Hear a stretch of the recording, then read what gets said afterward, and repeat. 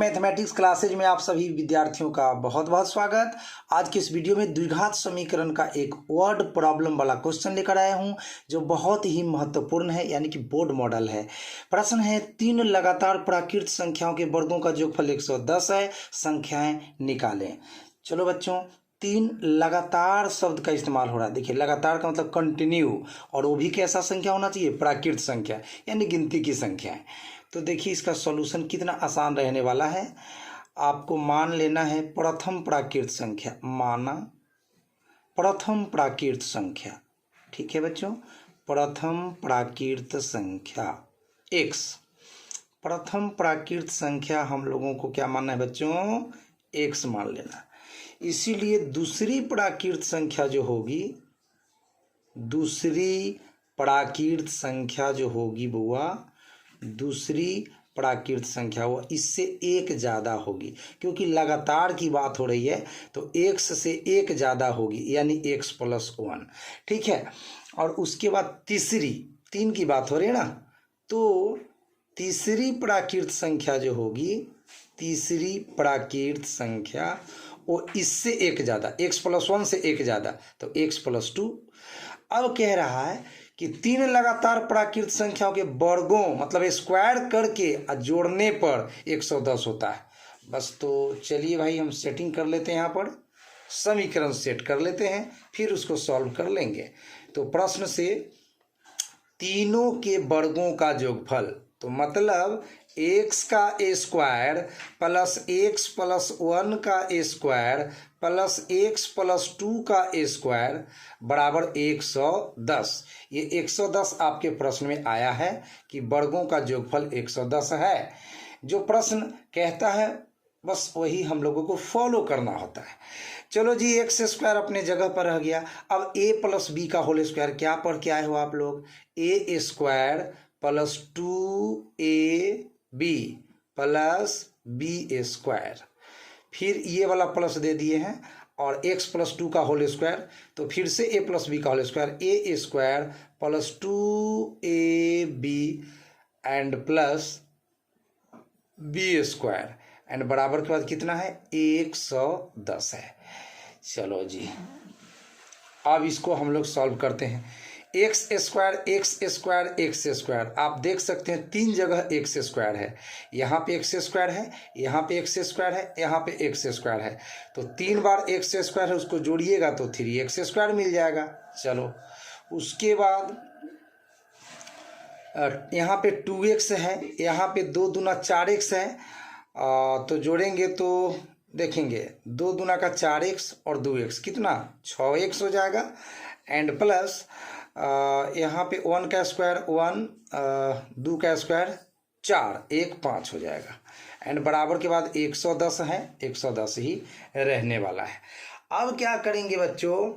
यहाँ पे 3x square मैंने लिखा, 6x भी लिखा, 5 भी लिखा, और प्लस 110 बराबर के पहले आया तो माइनस 110 बराबर के बाद 0।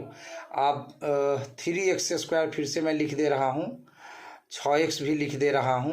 अब 5 में 110 घटेगा तो -105 हो जाएगा, बराबर 0। चूँकि 5 छोटी संख्या है और 110 बड़ी संख्या है, तो छोटा संख्या में बड़ा संख्या घटाया जाएगा तो माइनस में आंसर आएगा। चलो, अब 3, 6 और 105, इसमें से 3 कॉमन लिया जा सकता है, तो 3 में 3 कॉमन लेंगे तो यहाँ पे 3 हट जाएगा, x स्क्वायर बच जाएगा, और 6 में से 3 कॉमन लेंगे तो यहाँ पे 6 में से 3 कॉमन लेंगे तो यहाँ पे 3 दूना का 6, 2x बच जाएगा, एंड 105 में 3 कॉमन लेंगे तो 35 बचेगा, 35 तिहाई 105 होता है, = 0।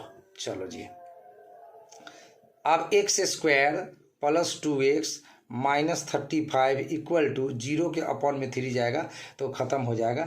इस तरह से हमें एक द्विघात समीकरण मिल गया। अब इसको गुणनखंड विधि से सॉल्व कर देते हैं। अब 2x को हम ऐसा लिख सकते हैं बच्चों, 7x - 5x। जरा गौर करिए, 2x के चलते क्या हम 7x - 5x लिख सकते हैं? बिल्कुल। 7x में 5x घटेगा तो 2x, और 7 5 -35 x स्क्वायर हो जाएगा, तो यहाँ पे लिख सकते हैं बिल्कुल, और -35 अपने जगह पर इक्वल टू 0। इसको गुणनखंड विधि से हल करना कहा जा रहा है। अब एक्स स्क्वायर और 7x में से x कॉमन ले लीजिए तो आपका x प्लस 7 बच जाएगा। और -5x और -35 में से -5x और -35 में से -5 कॉमन ले लीजिएगा तो x प्लस 7 बच जाएगा इक्वल टू 0। अब ये पेज भर चुका है। अब हम लोग नेक्स्ट पेज पर बाकी का सोल्यूशन करेंगे। तो चलिए जी, x इंटू एक्स प्लस 7, अभी हमारे पास जो रिजल्ट आया है वो है x into x plus 7 and आया है -5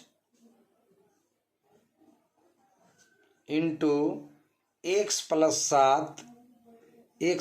7 इक्वल टू 0। अब x प्लस 7 आप दो जगह देख रहे हैं तो माइनस के पहले भी x प्लस 7 है और माइनस के बाद भी x प्लस 7 है।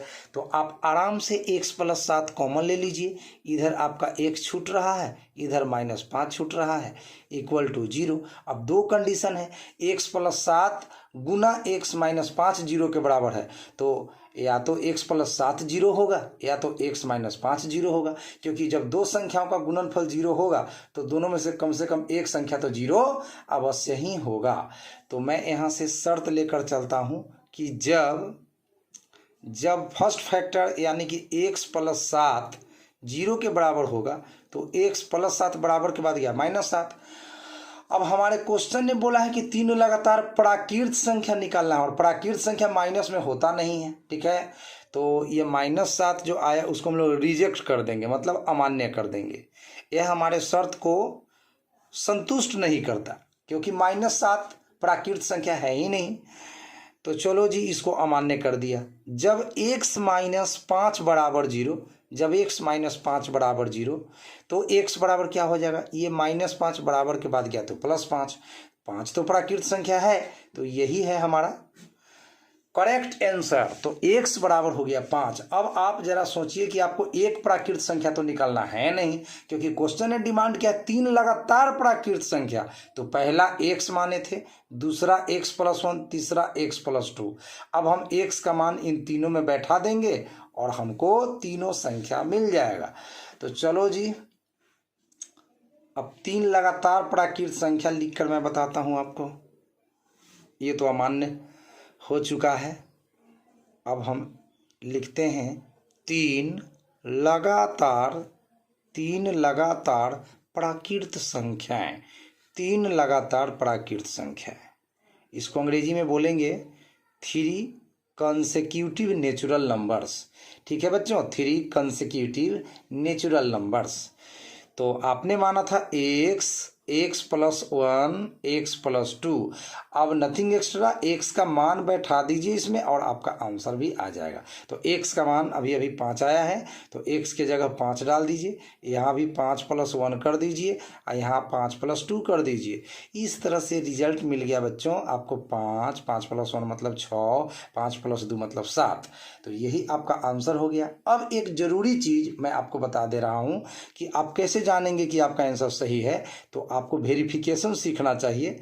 वेरिफिकेशन सीखेंगे तो आपका विश्वास बढ़ेगा कि आपका मैथ सही है या नहीं है। तो चलिए वेरिफिकेशन करते हैं। कैसे वेरिफिकेशन होता है? क्वेश्चन से होता है। क्वेश्चन ने बोला था 3 लगातार प्राकृत संख्या चाहिए, तो बिल्कुल 3 लगातार प्राकृत संख्या है। 5, 6, 7 तीनों प्राकृत संख्या और लगातार भी है, तो ये तो वेरिफिकेशन हो रहा है। और एक और बात, वर्गों का योगफल 110 होना चाहिए। तो ये टेस्ट करके आपको दिखला देता हूँ मैं कि वर्गों का योगफल 110 होता है कि नहीं।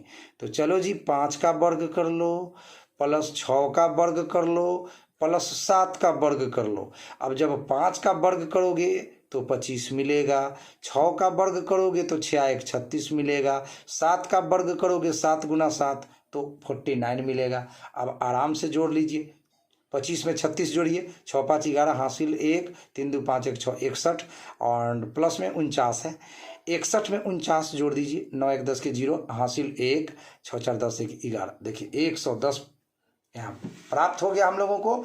एंड क्वेश्चन ने यही डिमांड किया ही है कि 3 लगातार प्राकृत संख्याओं के वर्गों का योगफल 110 चाहिए, तो हमें 110 मिल भी रहा है। यहाँ पे देखिए 110 मिल रहा है। तो इस तरह से आपका विश्वास बढ़ेगा कि मैंने जो सॉल्यूशन किया है वो मेरा सही है और मेरा नंबर आने वाला है। तो इसी तरह के इंटरेस्टिंग वीडियो को देखने के लिए आप हमारे चैनल को सब्सक्राइब कर सकते हैं और आसानी से मैथ सीख सकते हैं। अगर आपको कोई चैप्टर सीखना है तो आप कमेंट बॉक्स में लिखिएगा। आपको 10th 11th 12th का कोई भी चैप्टर का क्वेश्चन सीखना है, उसका सूत्र समझना है, तो आप कमेंट में लिखिएगा। अर्जेंट उसका वीडियो अपलोड करेंगे और आप तक पहुंचाएंगे। तो थैंक यू सो मच। आज के लिए इतना ही।